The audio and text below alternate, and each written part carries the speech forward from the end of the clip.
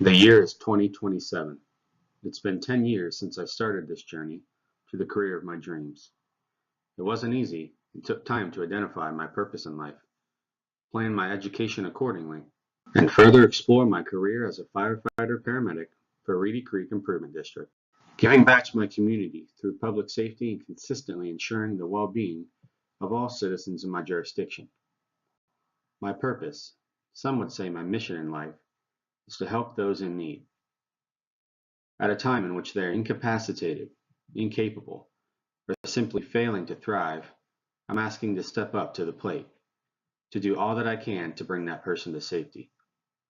Making these inquiries become realities will take many individual goals.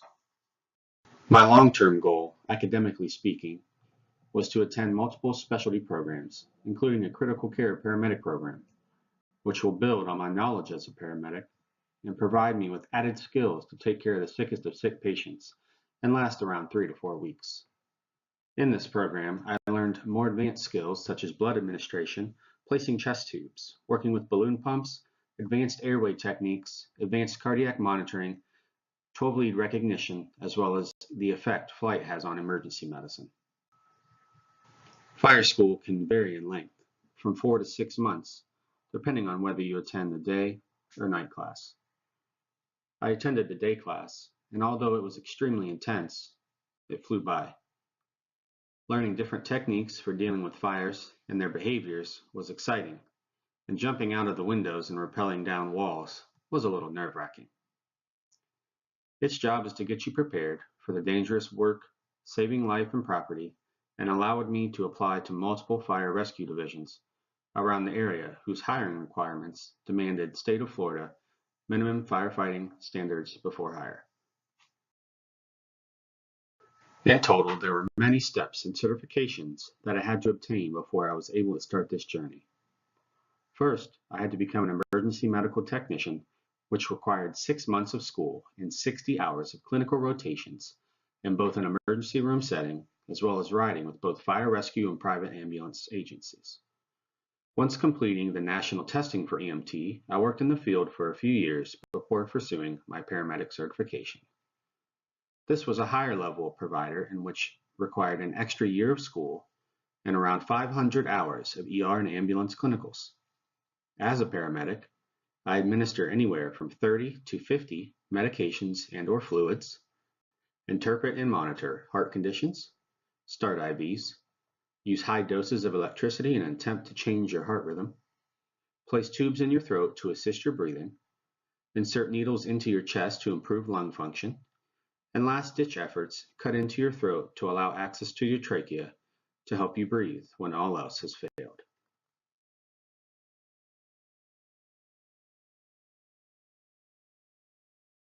Now I'm able to wake up every third day and do what I love. Arriving at the fire station around 0630, load my gear and equipment into the apparatus bay, and meet up with the crew that is coming off shift. Then comes the process of checking out all of our equipment and supplies. Pre-checks are done early to ensure when we need a certain tool or medication, it's readily available to us. We check battery levels on our cardiac monitors, electronic stretchers, suctioning equipment, interosseous drill, medication counts and expiration dates, verify ample supply of backboards and IV supplies, and that all of our gear bags that we take on scene of calls are fully stocked. This is the time to find mistakes, not while we're on a call. After everything is deemed shift ready, we move all the trucks out of the bay and start their morning wash. It's imperative that the vehicles that represent our department are shiny and clean, and that we test our warning devices such as sirens and lighting. Once that's complete, I'm able to eat breakfast and carry on with station duties. These could be anything such as cleaning, taking out the trash, dishes, food preparation, or doing light repairs around the station. Keep in mind that at any time during any one of these tasks, a call could come in.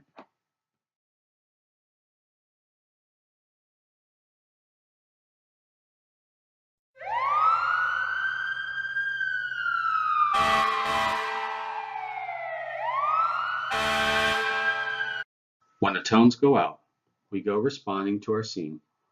Once there, I, along with the other paramedics, will determine the plan of care for our patient and get them into the ambulance as soon as possible. Photos from passengers inside showing firefighters rescuing those on board. The monorail came to a sudden stop as severe weather moved through. West News Morocco was live outside of Disney this morning marina. Some people on that train are saying they heard lightning. Called in fire crews to help evacuate all the passengers. Now here are pictures from the passengers on the train of fire truck ladders trying to reach them. Many of those passengers eventually had to get out through the roof of the trains because the doors would simply not open. Eventually, they made it from that emergency hatch out to an escape stairwell. Now, we do understand that it was very hot inside those train cars without any of AC running. One person even experiencing a panic attack and then causing some panic. While en route, we will continue care by providing cardiac monitoring, airway support, medication administration, splinting, and all-around stabilization of our patient. Once we are around 5 to 10 minutes away from the hospital, we will call our radio report, letting the facility know what we're bringing them. Once handoff to the nurse or doctor is complete, we will clean up and go back to the station.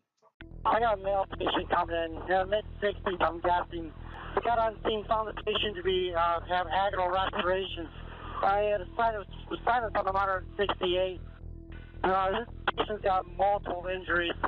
His left leg is below the knee is fully degloved. He has several other obvious deformities as well. He's got blood coming from his ears. He's clenched at this time. I got blood pressure 155 over 117, 155 over 117. Still showing 68 on the monitor. O2 stats are 98%. He's being back at this time.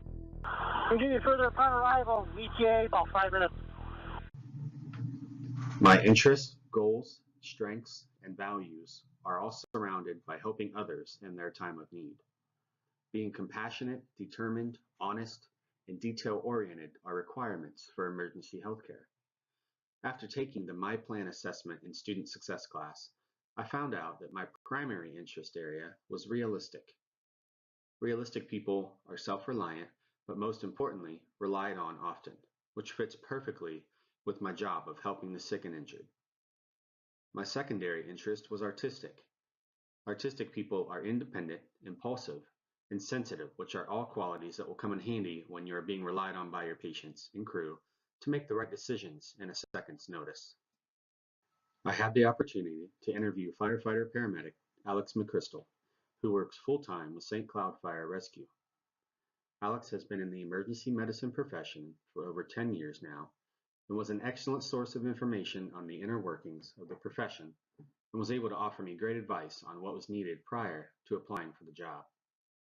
I had no idea that it can take as long as it did to get hired on with an agency, considering Alex had applied for 7 different fire departments and some multiple times before receiving an offer for employment.